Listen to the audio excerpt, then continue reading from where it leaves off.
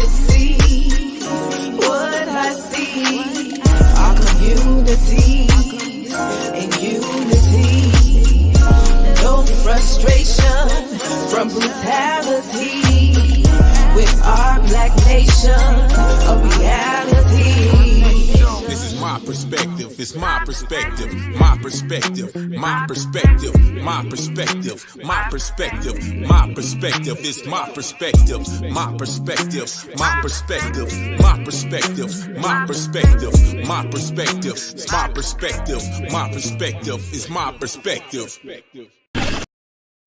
And welcome everybody to the new African Perspective, the show that is dedicated to the liberation of new African people. I am your host, Brother Prophecy, but as always, I'm never by myself. I always got my soldiers, comrades on my side, and they are none other than. Hold on, your Stop my aunt, free the land. Free the land, Mama Ayo. That's right. And we are a part of something called the New African Independence Movement. And this is where we advocate and struggle, do our damnness to try to bring about land, independence, self-determination, reparation, and creation of an economic system that is not about the exploitation of everybody, but instead about the making sure that everybody has the resources and what's needed for us to reach our highest level of human potential. But how's everybody doing? Pretty good. A lot of exciting things happening as we move towards the zenith of the summer. Yeah, no doubt, no doubt. And I think something's going on in the summer air. I'm losing my voice, but so y'all bear with me on that. But these last few weeks, we've been going over another one of our documents, and this is part of the Code of Emotion, which is our Constitution. And this particular part of the document is called the Aims of the Revolution.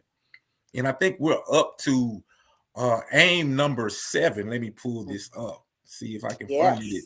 It says, to build a Black independent nation where no set or religious creed subverts or impedes the building of the new society, the new state government, or the achievement of the aims of the revolution as set forth in this declaration. All right, it's a mouthful right there, but what do y'all think about this particular aim of the revolution? We got to take that in. We got to take that in short phrases. First short phrase is, of course, to build an independent Black nation. Okay. It said to build an independent Black nation where no set or religious creed subverts or impedes the building of the new society, the new state government, or the achievement of the aims of the revolution as set forth in this declaration. In other words, we're going to build, the goal is to build an independent nation, and we're not going to allow any particular set or religious creed or anything else impede or stop us from building this new nation. Absolutely. Yes, indeed. It's also reminds us that, building this nation is first. That you keep your eye on that particular goal. Like, a lot of times, and they are right to say exactly what they're saying. Despite your sect, despite your religion, despite anything, the number one goal is to build this particular nation, period. So, we can keep that in mind when we have our little quabbles and our little quarrels, and we end up blowing it up bigger than the nation. I mean, and I'm saying that because we know it's real. We know what we do, but this is saying, look, keep your eye on the prize. Keep your eye on the prize. If it's not as big as building a nation, and this is totally secondary. Put it on the shelf. Definitely. You have anything you want to add to that, Mama Ayo?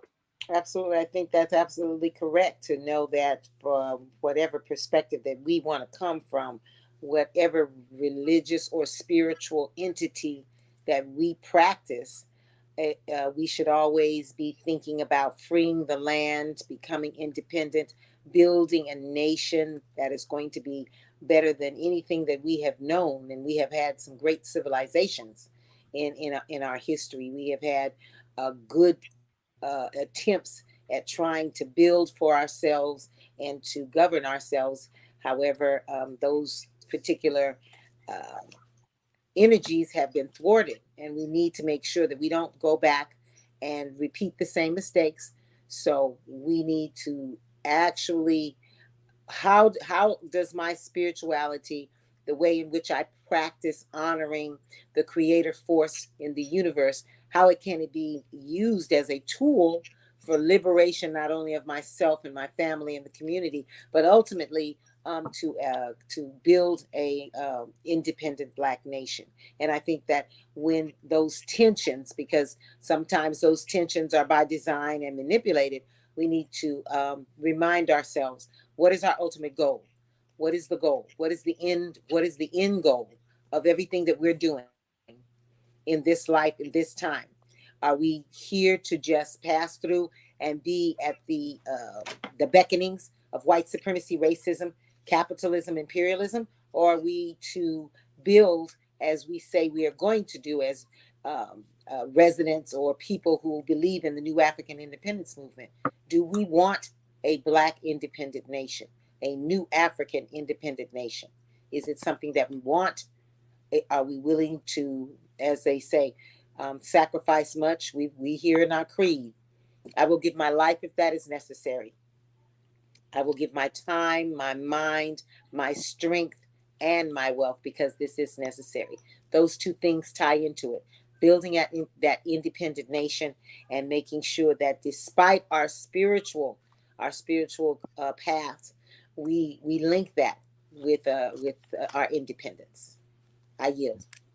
Definitely, definitely. When I'm looking at this particular aim of the revolution, it kind of shows that the elders and ancestors who wrote this document really took a scientific approach and a real critical analysis to our struggle, because this directly addresses something that has been a barrier to the success of many of our movements. And it basically saying that no, we're not going to continue to make the same mistakes over and over and over and over again, because we have been kind of conditioned to be divided and be pitted against each other in this particular society, that many of our movements and organizations have basically come to a crashing ending because we have different religious, philosophical, ideological differences.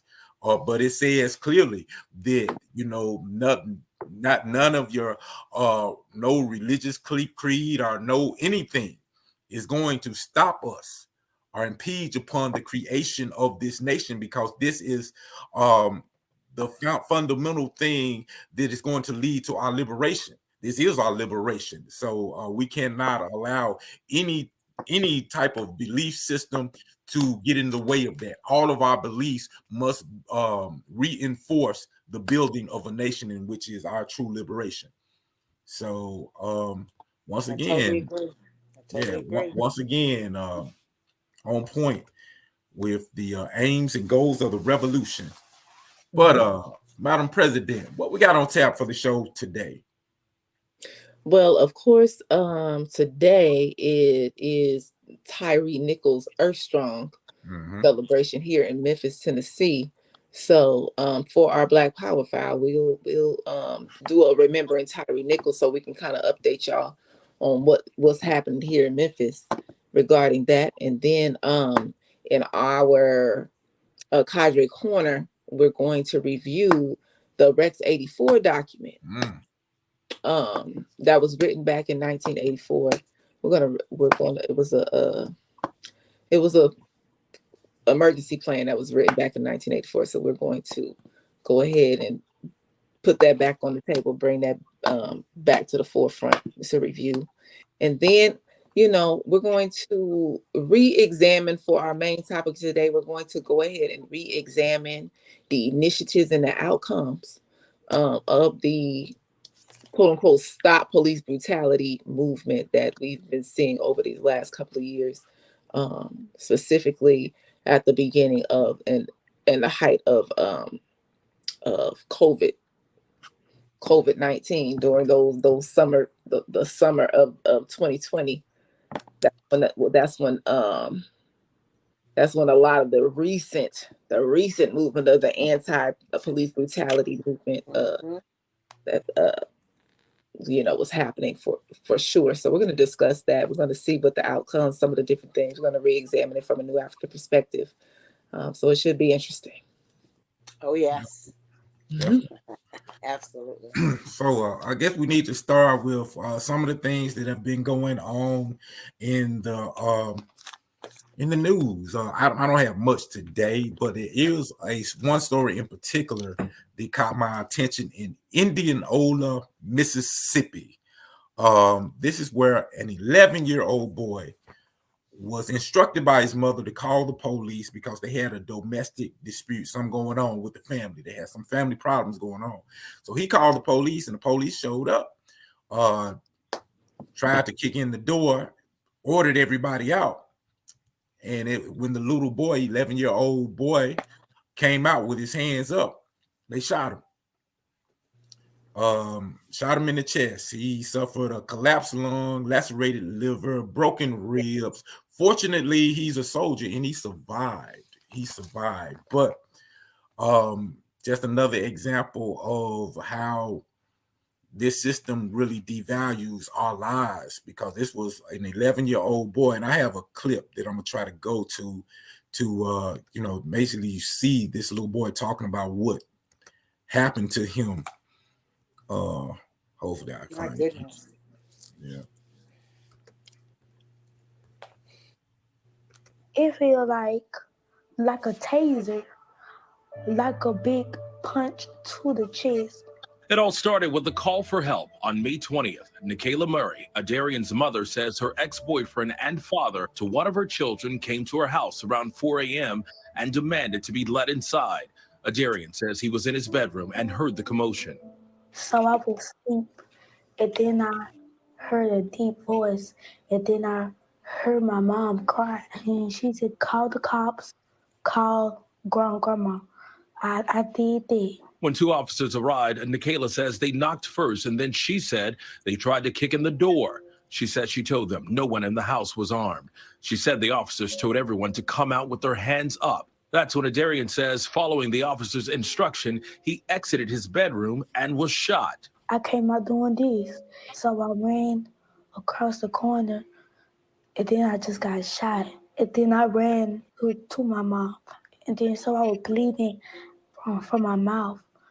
Then my mama, she was applying pressure to my chest. I laid him on the ground and I just applied pressure to where he was shot at and made sure he didn't, go to sleep or kept talking, and I just prayed. I just knew what I knew.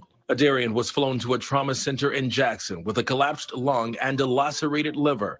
The Indianola mayor confirmed to ABC News the officer who fired the shot is now on suspension. Your thoughts to the officer? I feel like he should be terminated. I don't hate him. I'm so much overfilled with joy at the fact that my son is alive that I don't have room for anger right now. And those were the words of another situation. Fortunately, as you saw, the brother made a recovery. He's probably going to be dealing with some things for the rest of his life, but still same situation. Young man called the police, tried to get help, but instead of getting help, he was shot. Y'all have any comments on this particular case? We are very, very happy that it turned out to be, that the young man was definitely, he's better.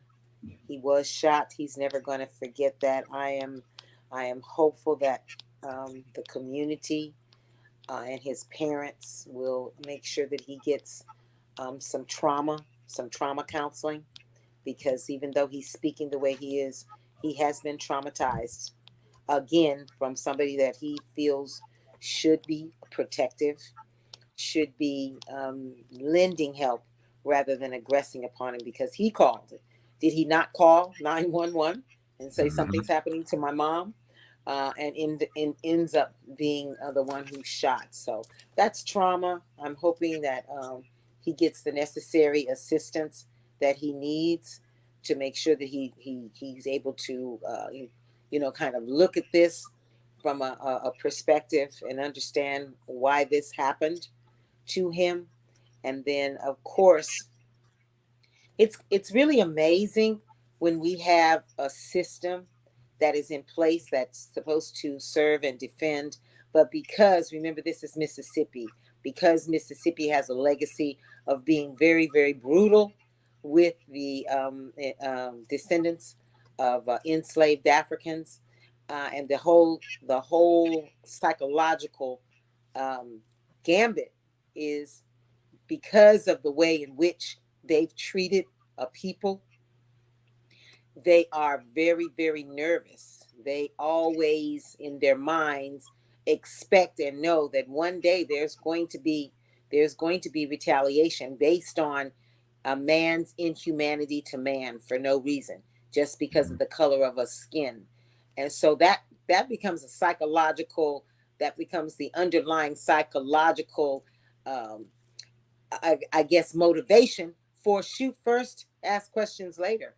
I mean, does every white man fear the black man, the black woman, the black child, because they know what they've done to them since a long time ago, 357 years plus, 400? So in my mind, I'm always looking at what is the psychology behind the actions, and I can't think of anything else. We can't. I mean, there's no proof that there was an intent to be violent or anything. It has to be just like we have our psychological post-traumatic slave syndrome. I believe that white supremacy, racism has theirs as well, and we have to look at that. We are always going to be a threat because they, in their very core, comrades, are guilty of genocide for no reason. And with that, I yield. Definitely.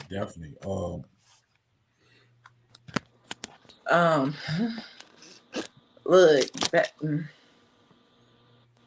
if this doesn't make you not want to be extremely serious about building for self, doing for self, policing for self, everything for self, I just really don't know. I don't know. Like this, I be getting tired of constantly. This is an 11-year-old. I have an 11-year-old. You understand what I'm saying? At some point, we have to make sure that we're safe. That's our birthright, to be safe on the planet Earth. And we're gonna have to provide that for ourselves. That nobody else is going to give that to us. Like I'd be disgusted looking every day, every week. There is a scenario after scenario after scenario. Like we do not need no more proof. So yeah, this is really, really, really sad. I feel the mother. I feel her. She like, look, I'm just happy he's alive. Hey, yes, ma'am. Ashe. Yes, indeed. Yes, indeed. Because she was looking at being on in a whole nother space and place. Yep. Absolutely. So Absolutely. yeah, but if this does not force us, like we are the ones that have to do this. We are the ones that have to build this particular nation that is rooted in particular principles that uphold the dignity of our people. Nobody else is going to do that. We got to create a system of self-respect and respect. That's what our job is. And I yield back. Yeah, I mean, this is just another example of the relationship that we have as African people with this system. It's not the relationship of people who are just normal citizens, are equal, and all of these type of things under their so-called society. At best, it's a second-class citizenship. I mean, if you understand the history of policing in this country, which has been well documented, they evolved from the slave patrollers with the goal and objective of maintaining control of a potential threat, which is Black people in America, formerly enslaved people in America, which was enslaved people at the time, and that was their job. That's how they operated. So it was always punish. It was always to maintain. It was always to capture, to put back into their place, to make sure that they do not operate outside of the designated position created for our people in this society. So what you're saying with all the stories that we do every day, every week, is just an example of that. You know, and the only way we can really change that is we get out of this system. We have to get out of this system, and we have to create our own system that we control, and where we control the institutions and everything within the system that works for us and not works against us. Because right now, under the current system, under this system of colonialism or neo-colonialism, all of the institutions that are supposed to govern our lives and supposed to be there to protect us and be there to support us are instead used to control, maintain, and exploit us. And as long as that happens, as long as that reality exists, we're going to get the same results. The only thing different is they would have some reform or get some concessions or whatever to make it look a little better, to make it, you know, just appear. So they can say, yeah, we did this, or we did that, or we did this, and maybe they'll give a slap on the hand for a couple of police officers, so they can say, yo, we're doing things are changing. But it's not going to truly change, because that's not the goal and objective of this system. You know, system's only going to run to is only going to do what it is created to do, and we have to understand what it was really created to do, and that was to exploit us, and by extension oppress and brutalize us, in order to make sure that they maintain a potential threat in this society. But yeah, like I said, I don't have too much today, but we do have a Cadre Corner coming up, which is a very important document that talks about a government response, a contingency plan to deal with all of these potential threats, as the police were created for way back then. Well, in 1984, they created a document to deal with people who would be fed up with the injustice, the brutality, and exploitation. And we'll be getting into that when we get back right after this. This is the New Afrikan Perspective. Free the land, y'all. Free the land. I will. I fight for land, independence, and for reparations. We gotta do for self-determination. Being independent is a very, very good thing, because it means that you don't have to be dependent, especially on people who don't like you. I mean, growing your own food, like teaching your own babies our real history, the real truth. As a people, we are not grown unless we have independence. We are not grown as long as we living under another man's system, operating in his way of things, his laws, and his ordinances that support his rule, actually. So to me, it's not the importance of self-determination and independence. It is mandatory. We could make a change, get off our ass, do something else. Go get some land together, grow our food and do for self. Create our own stores, our own banks, start building wealth. Break them generational curses and start healing self. Study the writings, speeches, documents of our freedom fighters in order to free our neo-colonialized minds. This is the Cadre Corner. All right. Free the land. Free the land. So today we're just going to go over this document just briefly, so that we are encouraging new Africans to go ahead and make sure that they study this document, because it kind of laid the foundation for other emergency um, management systems, because this document was developed in 1983, presented to the President of the United States at that time in 1984. So it's called Rex 84, and it definitely deals with all kinds of supposed disasters. So this was like a plan of action that literally involves city, state, and federal agencies to come together, put together management plans on all sorts of disasters, including anytime there was a people's uprising. So they talk about what happens in the case of earthquakes, what happens in the case of tornadoes, what happens in the case of the dams breaking, and then of course you're going to think about Louisiana when that dam broke, but and what the emergency response was supposed to be.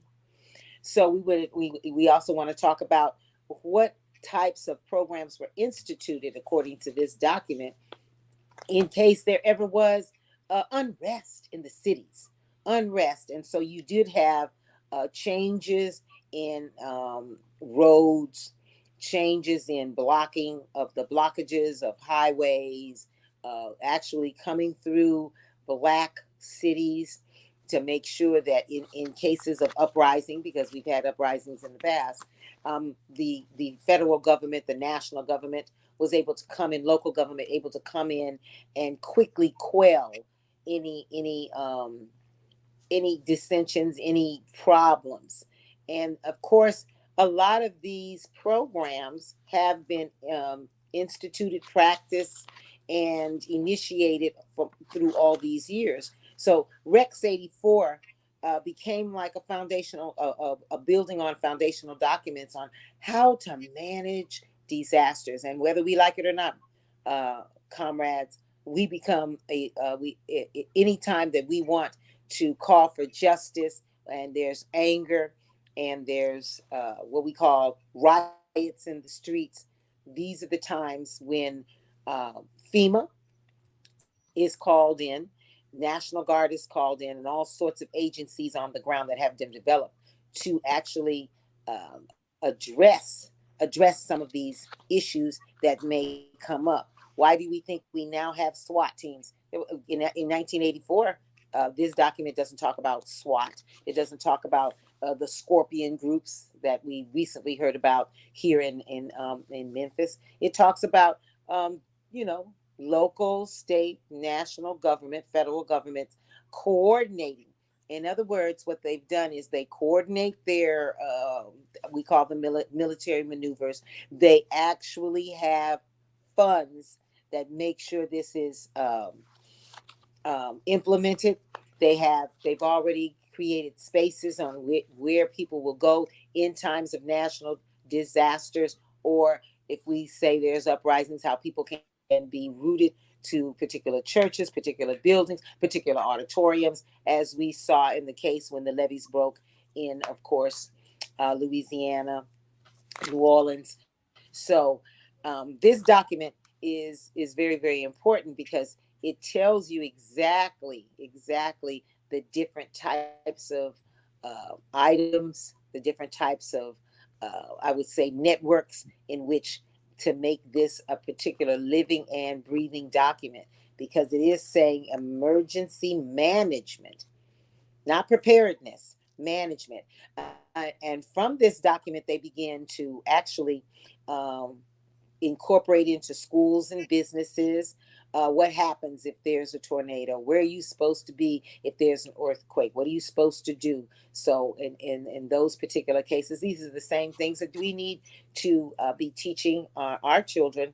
And of course, if anything happens in the house, it also talks about, making sure that food and water are stored in certain places and how they would be distributed. So for me, I would encourage many of us. It literally lays out how people would be carried or pushed to certain areas so they could be contained. It's really, really interesting, and making sure that the public is somewhat aware without being totally aware. What happens? They even have strategies because they know where the nuclear plants are and where the nuclear waste is being stored. What happens if there's a leak detected, et cetera, et cetera, et cetera. So for me, I think this is a very important document to talk about. There are other documents that have been built upon it, but this is a great foundational document to lead into other discussions, because as we read these things, not only does the New African community need to be prepared, need to institute emergency measures from the home, et cetera, what we call it, instituting measures that in case of a disaster, in case of trouble, in case of being locked in, locked down, which is some of the measures that may happen. Are you able to sustain yourself for a week, 10 days, et cetera, et cetera? If let's say there's a horrific gas leak in your community, do you know where to go? Do you know how to make sure that you don't perish from that gas leak? Those are the kind of things that from this document, you use it to build and to institute your own survival and, of course, emergency preparedness programs. And with that, I yield. Very important document. That's Rex 84, which basically is a blueprint for how to institute martial law and deal with. And it's really important for people like us, because people with an ideology, some people who would be called revolutionary, would be the people who this particular document would target, just in case there would be civil unrest. This document actually was an update of a document that was created in the 60s by the name of Project Garden Plot, I believe. And it was basically created to outline how the Army and the National Guard would respond to civil unrest when protests get too far out of hand, because they understand that protest is a stage, but a stage after protest, if it continues to develop, you could ultimately go to all-out revolution.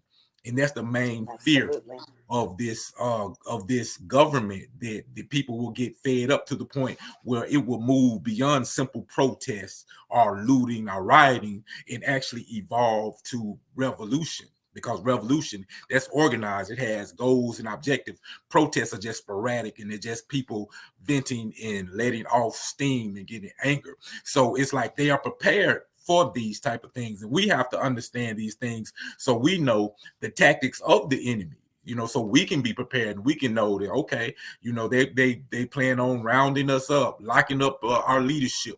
They're gonna lock down the interstate, so we can't get in or out of your particular city. So excellent document that I suggest, we suggest you all read. That's Rex 84. And speaking of that, of them being prepared for civil unrest and protest is going beyond the level of protest. In the last, I would say 10 years, probably since 2012 with the Trayvon Martin case, we saw a rise in protests, activism, and really a fight against something that we've been knowing that's been happening for a long time. And by no means are we saying that this is something new. The things that we're talking about today is a continuation of a struggle that's been going on for over 400 years. But in the last 10 years, it's gotten a new sense of energy, it's been revitalized. Since Trayvon Martin up to George Floyd to Tyrese Nichols, which we're celebrating his birthday today. But through this, there's been a lot of activism. There's been a hands up, don't shoot movement, which that's how it started, which it became the Black Lives Matter movement. And it's been a lot said and a lot of things going on. So what we want to talk about today is what has come of all that? I mean, we've seen cities on fire, people died, activists been assassinated that you don't even talk about. The counterintelligence program has been re-implemented or revitalized. We also don't talk about, you don't hear about much, and you've heard corruption, a lot of different things going on within these last 10 years since Trayvon Martin to the young brother who got shot today. So what do we think? What are has anything changed? Has there been any gains, or what is your assessment or the analysis of this modern version of this police brutality protest? Now, I would say that it's become more sophisticated. It's become, in essence, it's more, even though the actions are covert, are very open, I believe that the intentions are hidden. I mean, they have a lot of different distractions that lead us to believe that, oh, you continue to march, you continue to protest. Within a few days, we're going to set up these commissions. We're going to bring the so-called gatekeepers in to quell. We're going to have these wonderful ceremonies, and then we're going to go to the process of quickly give the family some money. I call it hush money. Appeasement without justice. Appeasement without justice. So, and those are to lull us to sleep, lull us from the very problem that we're trying to say. You have to stop. You must stop. You're going to stop killing us for no reason. Because a lot of times there is no reason for you to kill us. But you want to use us as target practice, as what we call psychological reminders that this country is bent on us being less than 3/5 of a man. And then you just kind of, gave us a little emancipation. You had your little laws and you told us to buy the okie doke, but you never granted us political and social equity in this country. So the actions against us reflect that. We've never had political and social justice and equity in this country. And based on that, you've created an illusion that Black people are this and Black people are that, and new African people are this and new African people are that, and are it's okay. It's okay to kill them. It's okay to disrespect them. It's okay to practice racism. So the movement for me hasn't gone anywhere. It's just become a little bit more sophisticated. Are we paying attention? I yield. Yeah, the anti-police brutality movement, like you said, Brother Prophecy, it has been major within this last decade in terms of people protesting this, that, the other in the streets, blah, blah, blah, blah. The response to that, though, the federal response to that, the local state response to that, is that building new prisons. That's been the response, which to me it's a very overt answer to what's going on in the streets. And see, a lot of these particular movements, the people that are out in the streets protesting, so forth, and so forth, I'm sure their hearts are in the right place, right? A lot of people are aware of all the background in terms of what's going on when they scream out Black Lives Matter, what they really supporting. And when you understand what I'm saying? So it's a lot of politics in the background that people are not even aware of, but we also seen in the last 10 years a rise in LGBTQ and all them other letter rights, right? That's because their rights have been attached to the anti-police brutality. They have attached that movement for momentum. Okay. And as you see, hey, that has blown up within the past 10 years. So that is what has been blowing up. But the response to us is every week we talking about who else been killed by the police. That's what we have. Now, remember, was that last year, the end of last year? The Cook County, they put out the quote unquote what people was calling the purge law, right? Mm-hmm. That's what the media was calling it. The media was calling it the purge law so it can get into people's minds that, you know, folks is about riding on the whole conspiracy theory thing. Like media will ride on how we think. You know, it's the age of the information age, and so people are more aware, right? They're more aware of their surroundings. They're more aware of what's going on in society, so forth and so on, because they can see it on YouTube, right? So people are extra intelligent in terms of what's happening, right? So the media feeds off of that too.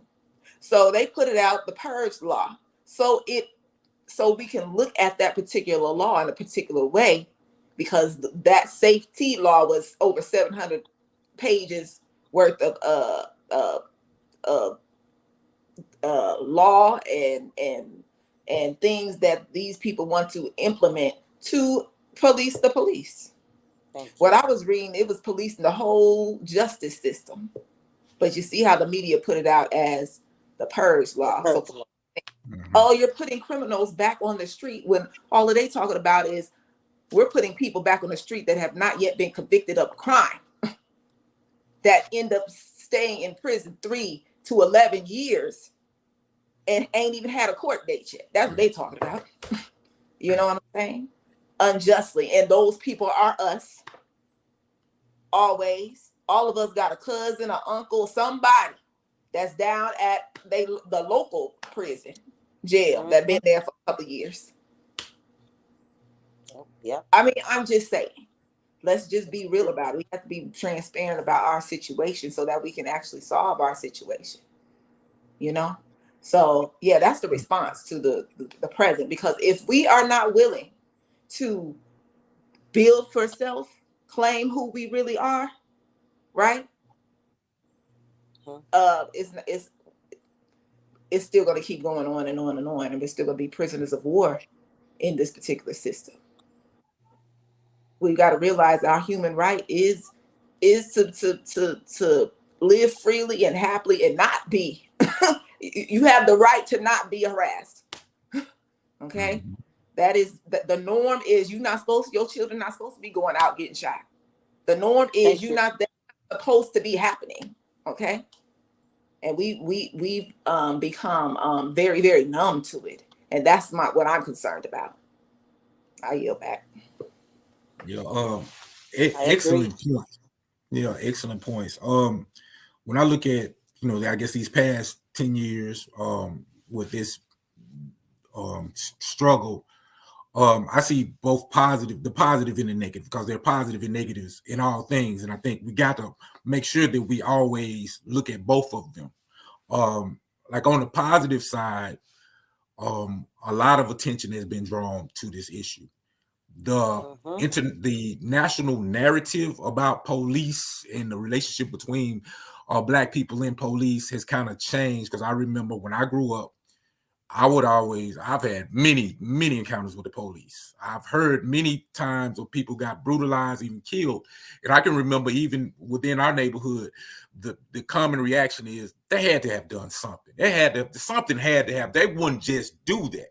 Well, over these last 10 years, that narrative is going out the window, because we've seen it. It's been put out there over and over and over, time and time again. We've seen it with our own eyes, because they got cameras everywhere. There's something that has kind of backfired in them, on them, because they have all these cameras to survey and spy on everything we do, but it also spies on what they do also. So those things are all positive, and that has helped to shape the narrative in the national conversation, and it actually has allowed us to be able to talk about certain things that was more difficult to talk about 15 years ago, because people have been primed for that. The negative part is just like Madam President said. Whenever something like that happens, people who understand politics, and more specifically things like the Hegelian principles, things in which people utilize, principles in which people utilize to control society, they jump on these things and they use these things in order to progress their own movements. So the same thing that happened with this movement, with the police brutality, Black Lives Matter, is the same thing that happened in the 60s with the civil rights movement. In the 60s, Black or white women jumped on this movement, just like the LGBT, just like the Democratic Party, just like all of these other organizations that have really nothing to do with the underlying issue. But in the 60s, white women, white feminists jumped on that, and white women are the people who benefited most from the movements of the 60s. This particular movement, you have the LGBT community who benefited most from the momentum from that. You have the Democratic Party, because basically what they did is when everything was going on, they jumped on this movement and says, we're here in solidarity with you.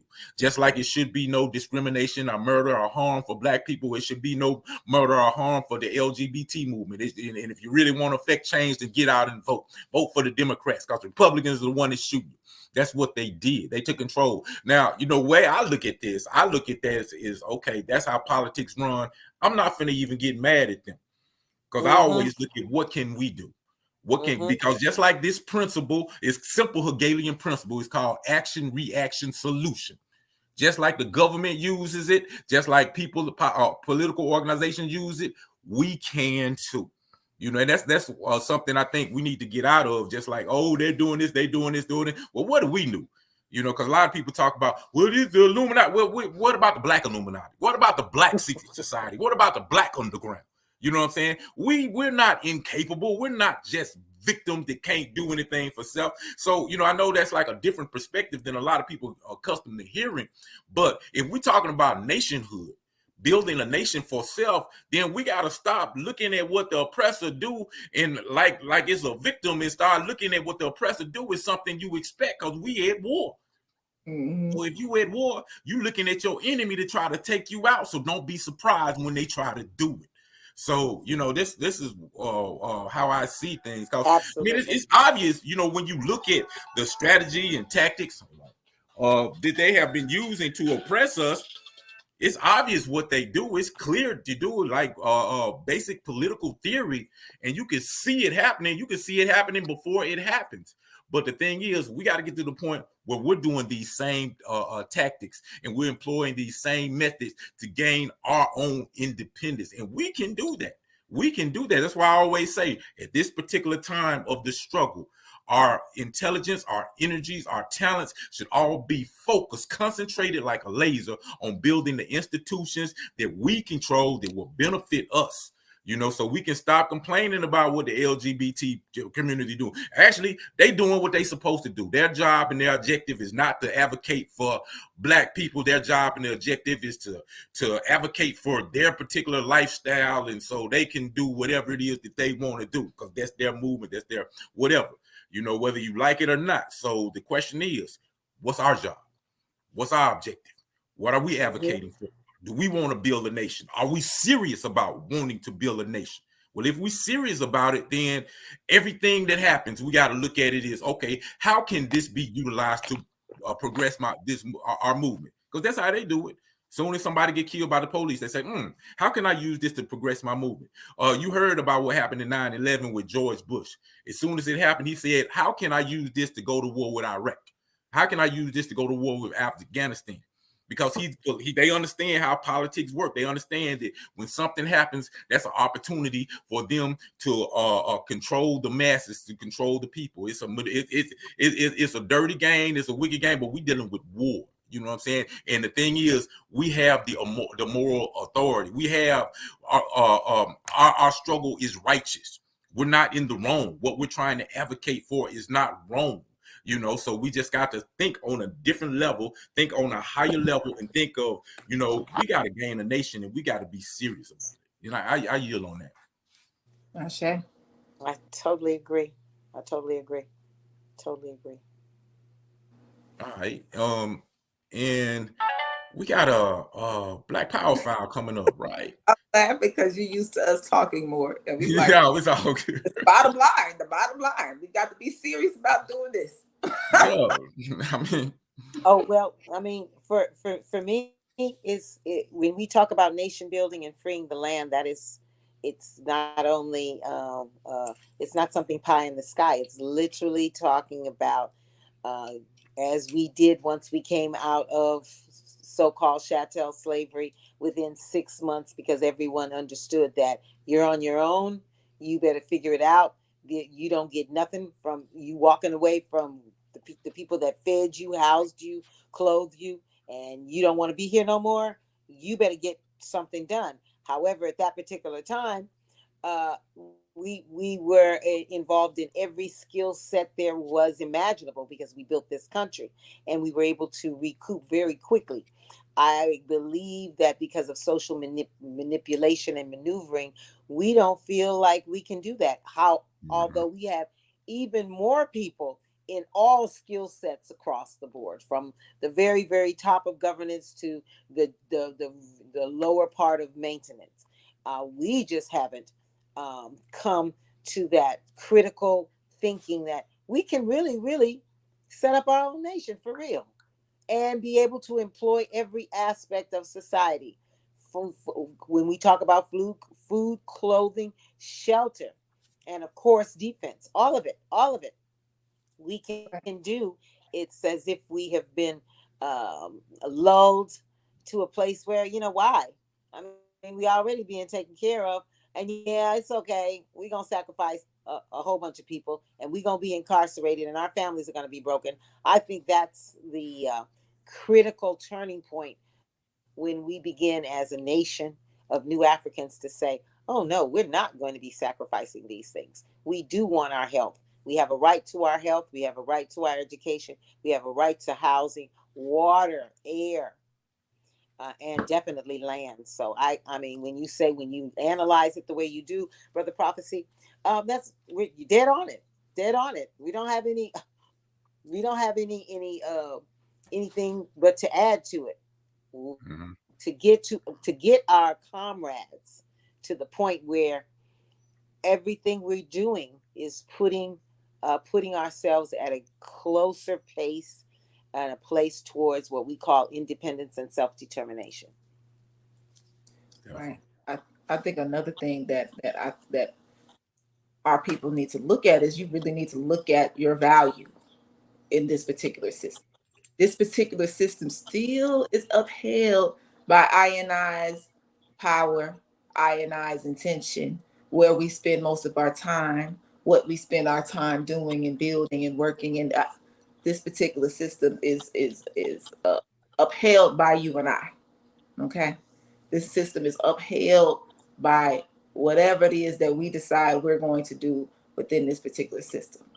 You know, we are still quote unquote stock, right? They still got bonds in your name.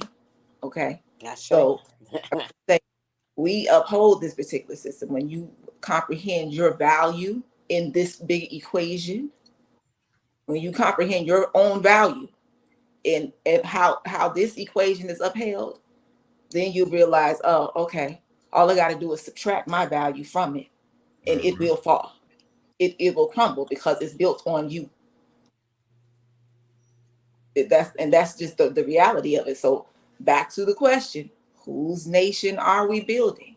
You know, what do our daily activities go toward? Is it going toward this US system? Is it making that strengthening that, or are we strengthening New Africa?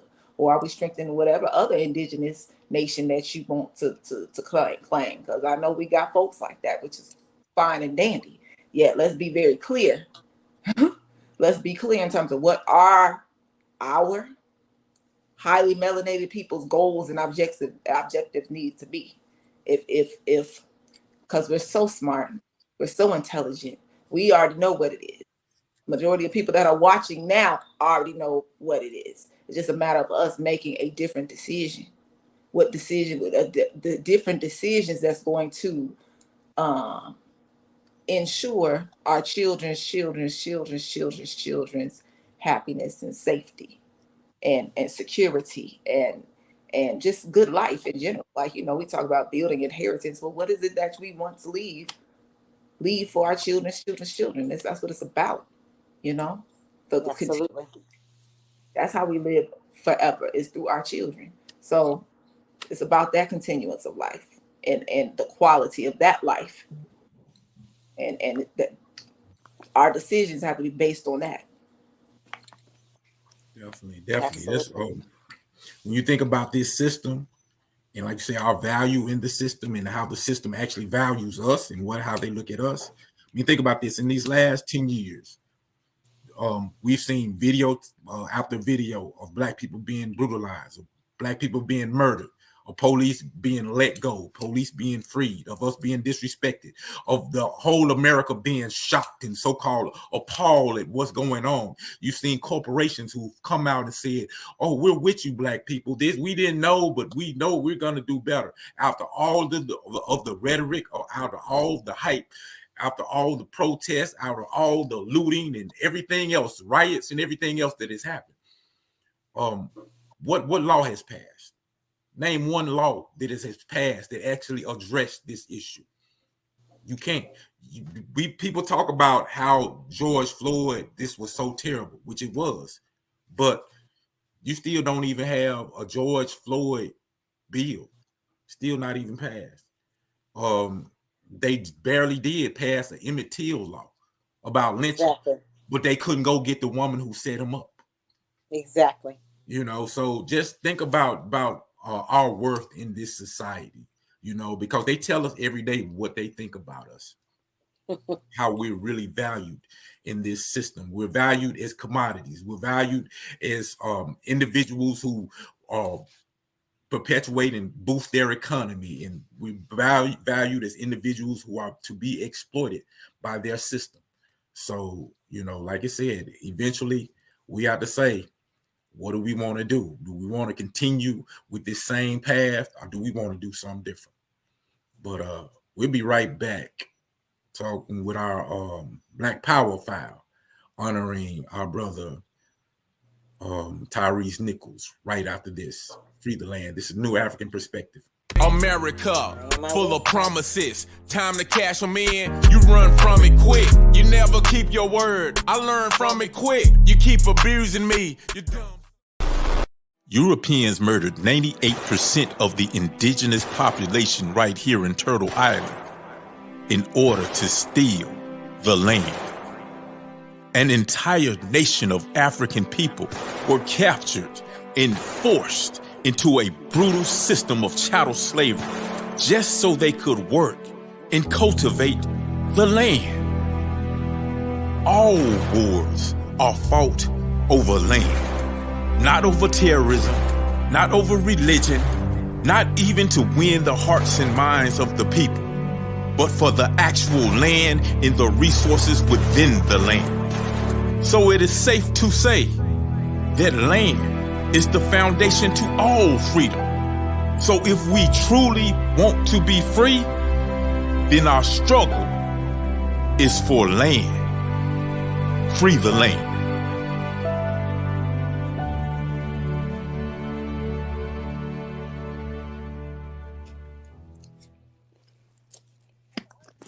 Highly disturbing video released by the city of Memphis shows the police beating of Tyree Nichols on January 7th.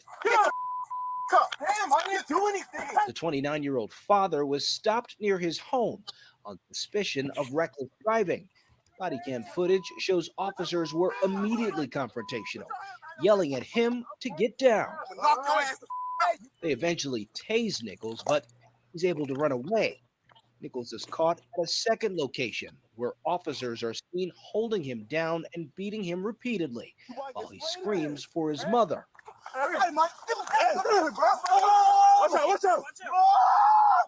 More than 20 minutes pass before paramedics arrive on scene and provide medical attention.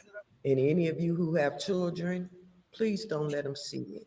And I want to say to the 5 police officers that murdered my son, you also disgraced your own families. Ahead of the video's release, the family asked the public here in Memphis and across the country to stay peaceful as they demonstrate. And that was some video footage of what happened to our brother right here in Ida B. Wales City, our brother Tyrese Nichols. Today is his birthday. He would have been 30 years old. 30 years old today had not he been a victim of this horrendous act of violence. What do y'all think about this particular case with our brother Tyrese Nichols?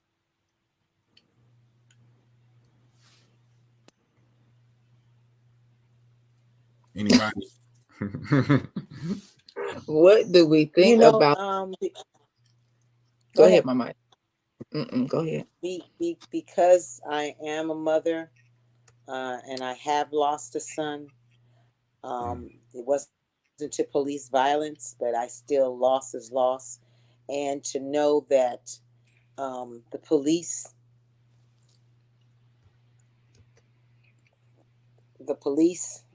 are the policemen who did this are part of our community. We look upon them to at least serve and defend and protect. And you are some of the more brutal. I mean, that was brutal. This wasn't just a shooting. This was a beating to death. So it's brutal. It is for me. It is an embarrassment to the family, embarrassment to the community, just embarrassment to the nation that we still have elements that should be assisting and making everything a little bit safer in our community. Instead, you're part of the problem, not the solution. It hasn't been a year. It has not, and I know that every day the family grieves, and they're as I said before, whatever they're doing to appease, to help ease the pain through monetary. Hopefully there'll be some ordinances in the city, but at the end of the day, you've disbanded a Scorpion unit, and it'll be rebooted in the next couple of months under a different name, same goal, same as they say. So another life lost. They'll wait a few months and something else will happen. Might not happen in Memphis, because it's going to take a minute for that to happen again. But something's going to happen somewhere. It probably already has. We just haven't really tapped into it yet. So, again, our condolences. Happy heavenly 30th birthday to Tyree Nichols. As long as, we continue to call his name, we don't forget, along with the hundreds of others that we don't even know their names, that are being aggressed upon every day. Men, women, and children. I yield. Exactly, and you said a thing. This is one that was a lynching that was televised. We know a 2/3, 3/4 is not televised. You know what I'm saying? So this is the culture. This is United States culture toward Black people. Okay, highly melanated people. This is the culture. All right, this is what it is. No need to sugarcoat. It is what it is. This is what it has been. It has been brutal. It has been deadly. It has been, this is our story. This is the culture here. So, it is incumbent upon us, and the police officers that did that, they work as overseers. They was just overseers. Exactly. This is the same concept. This is the same system. Ain't nothing shifted and changed, just the date. Okay, this is the same exact system. Nothing has shifted and changed. I think all systems grow and develop, but you have to know what the root is, what the seed is, and the seed is racism, white supremacy, imperialism, capitalism. What this seed is, and it all grows. We're seeing what is growing and developing into as time goes on, right? As certain things are implemented, we're seeing the results of that.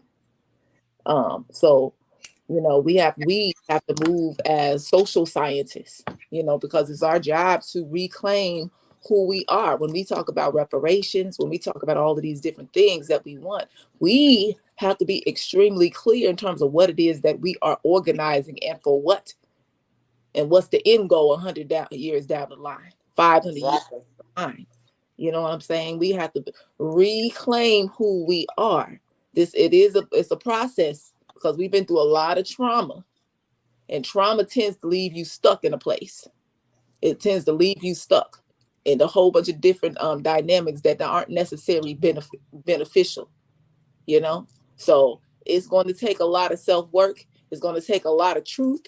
It's going to take a lot of dealing in reality. And our reality is not beautiful, brothers and sisters. It's not beautiful. It's going to be very uncomfortable. A lot of times we push our pain up underneath the rug as if, so magically it's about to shift and change, but we have to really face the reality. Our reality is real gruesome.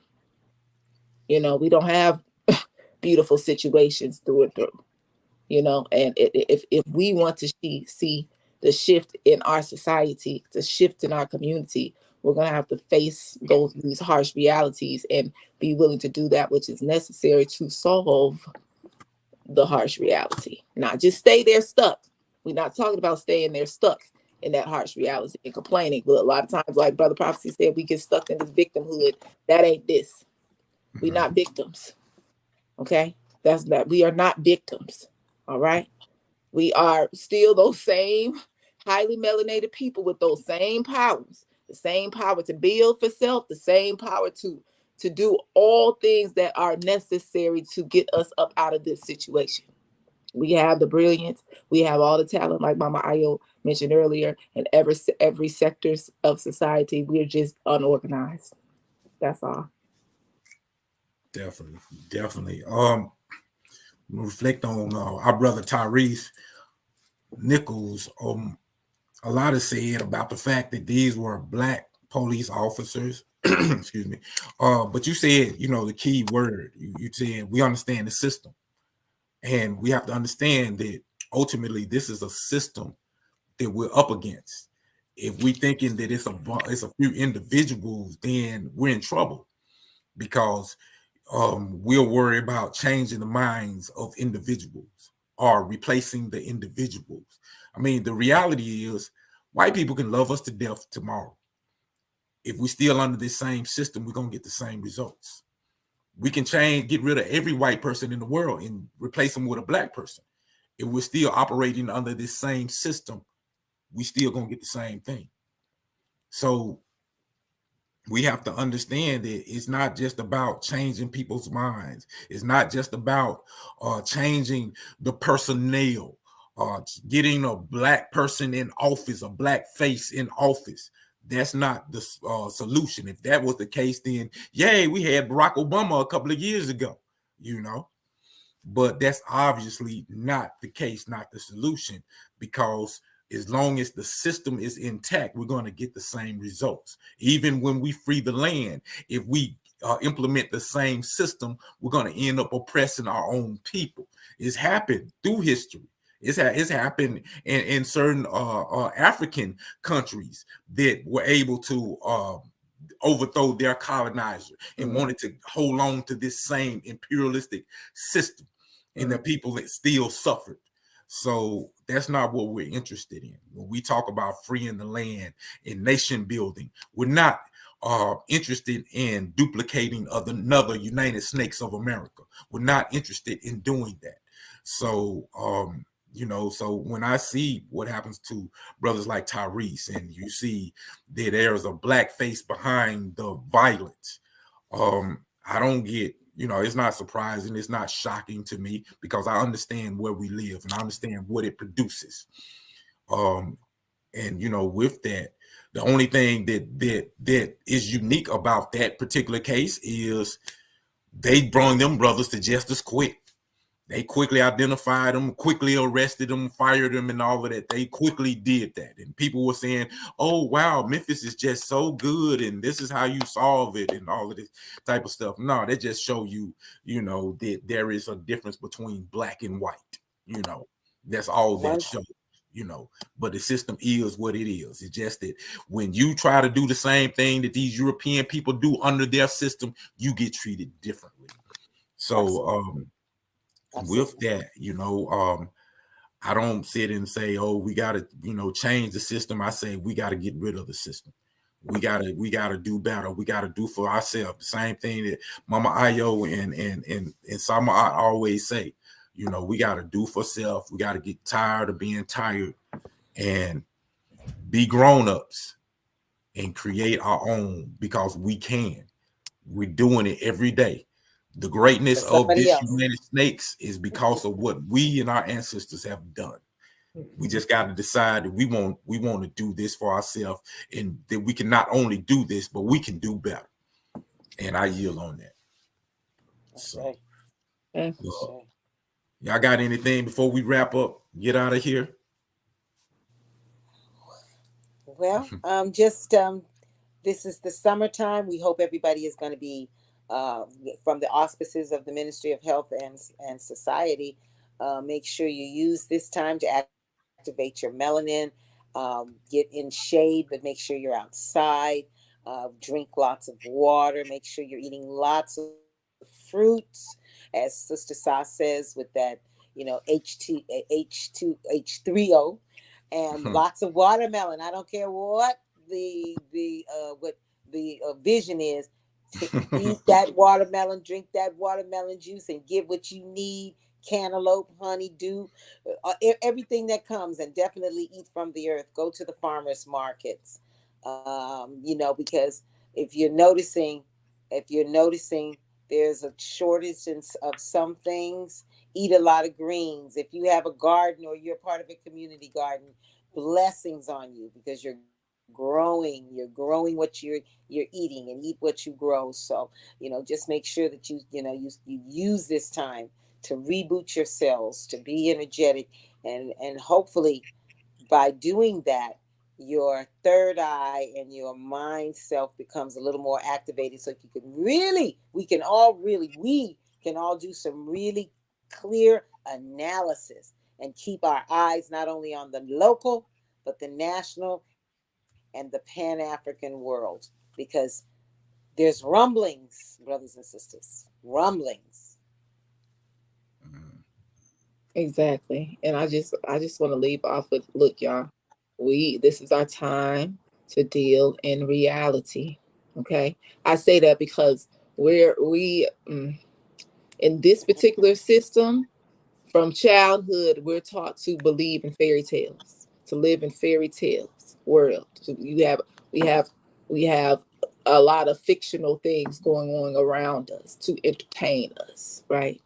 That keeps us in a space and place, which is a part of programming the mind, right? The whole educational system, what you do in school is not even ever related to or applied to anything actual or real for the most part, right? It's all mostly theory, right? Theory that you are supposed to apply in real time. And when you do end up applying it, it's not to your benefit. Okay, so we got to start dealing in our reality, not somebody else's fairy tale for us, but our reality, not hoping and wishing that it was something different when what it is what it is. Okay. Definitely. And with that, I think we did it again. Another successful episode. I want to thank everybody for tuning in. I'm going to rest my voice. And we will see y'all again. Are y'all gonna do are y'all gonna be back on tomorrow? We should be. Yes. All right. So y'all make sure y'all tune in tomorrow for Foundation of the Nations in all of the NABA program, because I know that's gonna be excellent. But until then, we'll see y'all later. This is New Afrikan Perspectives from Brother Prophecy and Sister Madam President Sama Ad, Madam Vice President Mama Ayo Deli. Free the land, y'all. Free the land. I am Free my the will. land. By any means necessary.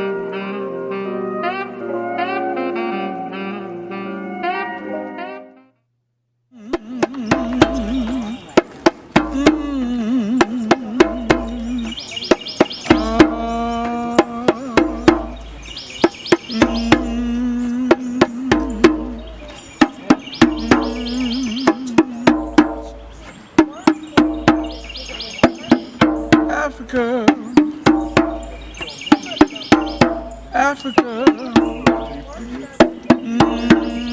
My name is Kwaku DC, and I'm one of the brothers on Johns Island here. Okay. And what I do a combination of things, but I participate in a lot of Afrocentric programs and to help wake our people up. A lot of people don't know. And trying to make us a better people and be the people that we're supposed to be. Understand that this is a tree that our ancestors, who was on Johns Island, the tree was a place that we buried our people, had ceremonies around this tree in order to honor our ancestors, worship them. But a lot of people don't know it because through history things have been watered down and forgotten about.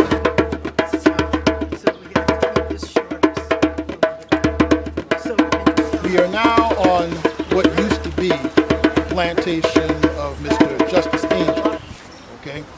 And so he had this land in the 1700s.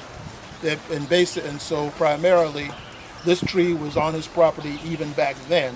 This is the oldest known tree in this part of North America, east of the Mississippi River.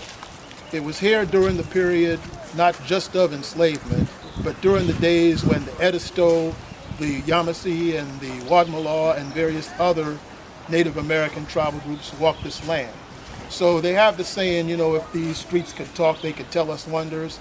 The same is true of this tree, because this tree was here when Justice Angel owned this plantation, where, of course, many of our ancestors from the Johns Island area were once enslaved. The people that are buried under this tree, because as it was saying, this was a marker of graves one time. On the plantation, they buried near trees so they can know where their people was buried. No ceremony for my people in this land. We remember them today because we need the positive energy of the ancestors be with us in our travel, as our journey. We need the power of the ancestors not to survive, but to live. We live, we don't survive, animals survive, we live. As African, we live. No matter where we are, we live because we have the DNA information of Africa in us, and whatever name was before they named it Africa, we are. Mama Africa. I knew about it, but yeah, your truth.